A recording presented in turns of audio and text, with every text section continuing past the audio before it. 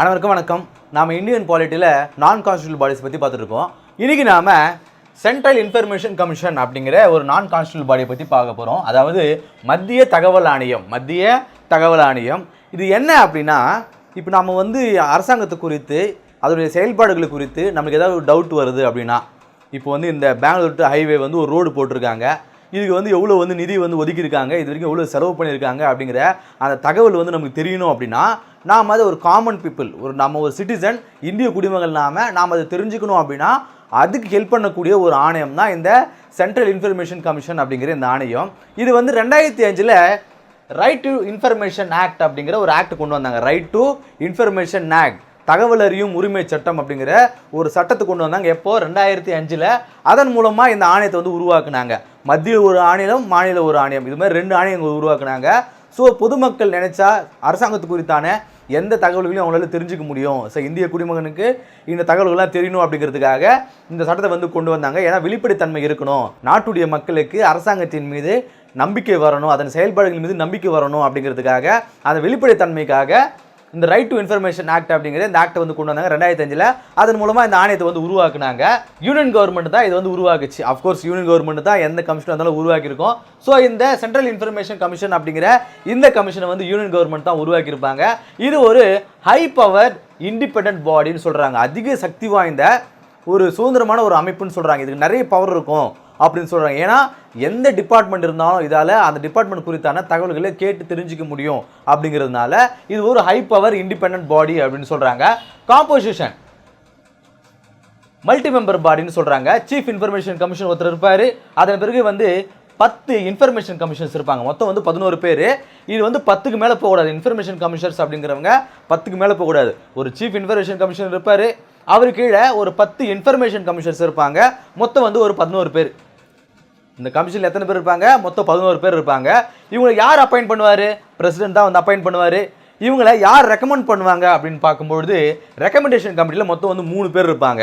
Prime minister இருப்பார், opposition leader, லோக்சபாவுடைய opposition leader இருப்பார்.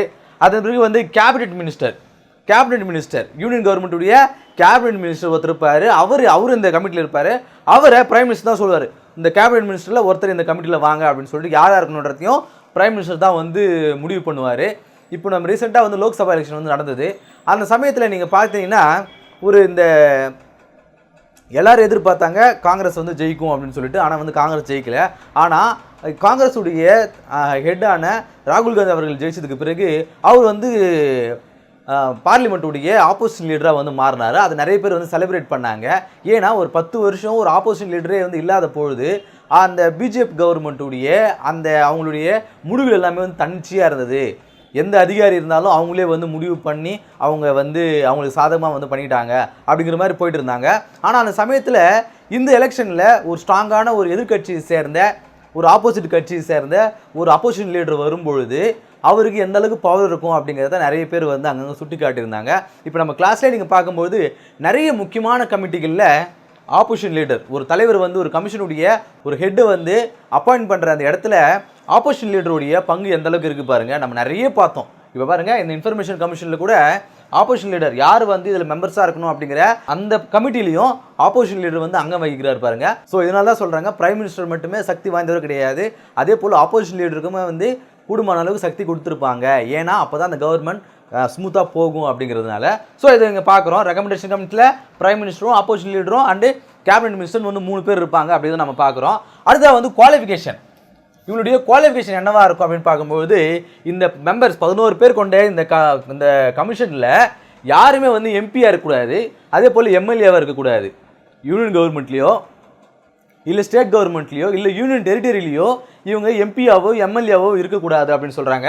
அதே போல் நோ ஹவுஸ் ஆஃப் ப்ராஃபிட், ஸ்டேட்லேயோ அண்ட் யூனியன் கவர்மெண்ட்லேயோ அவங்க எந்த ஊதியம் பெறும் பதவியும் வகிக்கக்கூடாது அப்படின்னு சொல்கிறாங்க.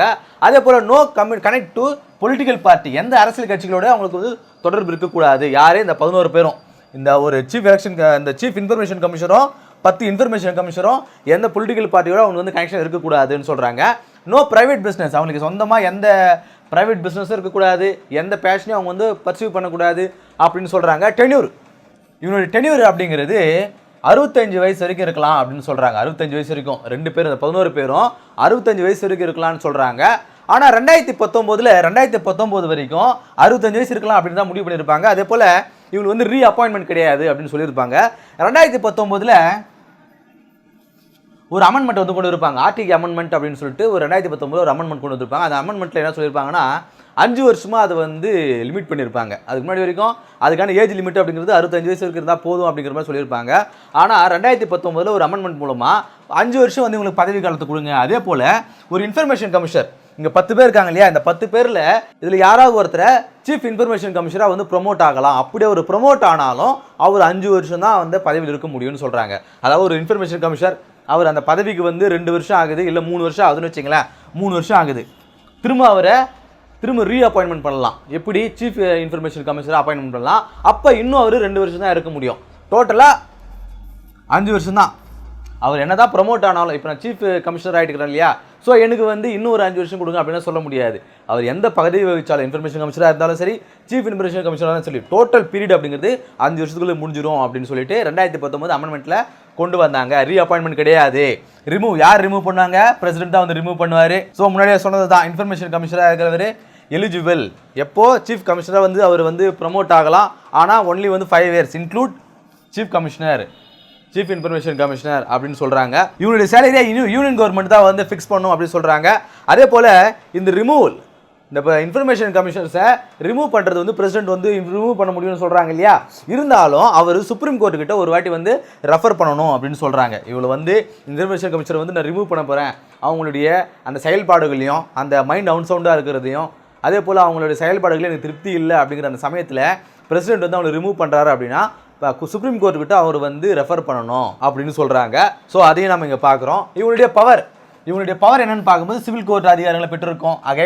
சிவில் கோர்ட்டுடைய பவர்ஸ் வந்து பெற்றிருக்கோம். இவனுடைய ஃபங்க்ஷன்ஸ் என்ன அப்படின்னு பார்க்கும்போது ரிசீவ் அண்ட் என்கொயரி கம்ப்ளைண்ட். இப்போ நான் ஒரு சிட்டிசன், நான் ஒரு துறை குறித்தான தகவல்களை நான் வந்து வாங்கணும் அப்படின்னு நினச்சேன்னா இவங்ககிட்ட கம்ப்ளைண்ட் கொடுக்கலாம். அந்த கம்ப்ளைண்ட் என்னென்னு பார்த்து தனக்கு தேவையான அந்த டீட்டெயில்ஸ் வந்து அவங்க விசாரித்து அவங்க கொடுப்பாங்க. இதெல்லாம் வந்து அவங்களுடைய வேலைகள் அப்படின்னு சொல்கிறாங்க. So all public records must given. எந்த பப்ளிக் ரெக்கார்ட்ஸாக இருந்தாலும் சரி, ஒரு சிட்டிசனாக இந்த ஆக்ட் யூஸ் பண்ணி நான் கேட்கும்பொழுது இந்த கமிஷன் வந்து அந்த சிட்டிசனுக்கு வந்து கொடுக்கணும் அப்படிங்கிறது இவங்களுடைய ஃபங்க்ஷன்ஸாக இருக்குது.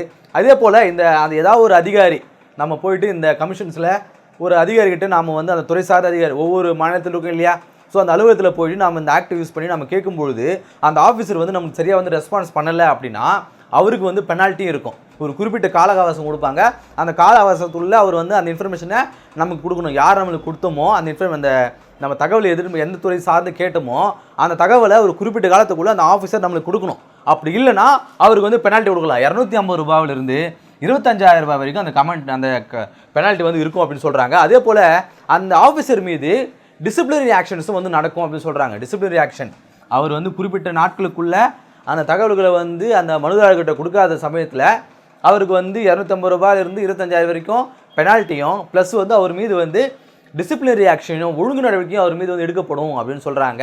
இது வந்து எல்லா துறைகளையும் எல்லா டிபார்ட்மெண்ட்லையும் நமக்கு இன்ஃபர்மேஷன் வேணுமா கேட்டால் உடனே கொடுத்துடுவாங்கன்னா வந்து கொடுக்க மாட்டாங்க. சில வந்து எக்ஸப்ஷன்ஸ் இருக்குது.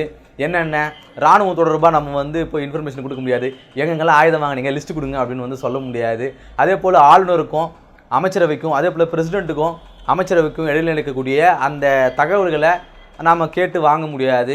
அதே போல் நாட்டுடைய பாதுகாப்பு சம்மந்தமான இன்ஃபர்மேஷன் நம்ம வாங்க முடியாது. இப்படி சில விஷயங்களை எதுக்காக, நம்ம நாட்டுடைய பாதுகாப்புக்காக நம்ம முக்கியமான தகவல்களை பொதுமக்கள் கையில் கிடைக்கும்போது அது வந்து நான் ஏதாவது வந்து மிஸ்யூஸ் பண்ணலாம் இல்லையா, ஸோ அந்த மாதிரியான தகவல்களை மட்டும் நம்மளால் கேட்டு பெற முடியாது அப்படின்னு சொல்கிறாங்க. இதோட வந்து நம்ம சென்ட்ரல் இன்ஃபர்மேஷன் கமிஷன் பார்த்தோம் இல்லையா, இதிலே வந்து ஸ்டேட் இன்ஃபர்மேஷன் கமிஷனும் இருக்குது. ஸ்டேட் இன்ஃபர்மேஷன் கமிஷன் இதுவும் வந்து 2005 ஆக்டிலே தான் வந்து உருவாக்கியிருப்பாங்க. இந்த ஸ்டேட் இன்ஃபர்மேஷன் கமிஷனுக்கும் சென்ட்ரல் இன்ஃபர்மேஷன் கமிஷனுக்கும் வந்து பெருசாக வித்தியாசம் கிடையாது. ஒரே ஒரு வித்தியாசம் தான், என்ன, அப்பாயிண்ட் பண்ணுறது வந்து இந்த இடத்துல வந்து கவர்னர் வந்து அப்பாயிண்ட் பண்ணுவார். அதே போல் இந்த ரெக்கமெண்டேஷன் கமிஷனில் இங்கே பிரைம் மினிஸ்டருக்கு பதிலாக சீஃப் மினிஸ்டர் இருப்பார். அதே போல் அசம்பிளி ஸ்டேட் இருக்கக்கூடிய அசம்பிளி இருக்கக்கூடிய அந்த ஆப்போசிஷன் லீடர் இருப்பார். அதே போல் கேபினட் மினிஸ்டரை சீஃப் மினிஸ்டர் தான் வந்து அப்பாயிண்ட் பண்ணுவார். அதே போல் இந்த குவாலிஃபிகேஷன்ஸ் எல்லாம் ஒன்று தான், டென்யூர் எல்லாம் ஒன்று தான். ரிமூவல் மட்டும் இந்த இடத்துல வந்து கவர்னர் வருவார். மற்றது எல்லாமே ஒரு சேம் தான். மற்ற எல்லா விஷயங்களுமே வந்து ஸ்டேட்டுக்கும் சென்ட்ரலுக்கும் எல்லாமே வந்து காமன் தான் அப்படிங்கிறது நம்ம இங்கே பார்க்குறோம். இந்த கிளாஸ் இல்லாமல் சென்ட்ரல் இன்ஃபர்மேஷன் கமிஷன் அப்படிங்கிற நான் கான்ஸ்டிடியூட்டிவ் பாடி பற்றி பார்த்தோம். அடுத்த கிளாஸை சந்திப்போம். நன்றி.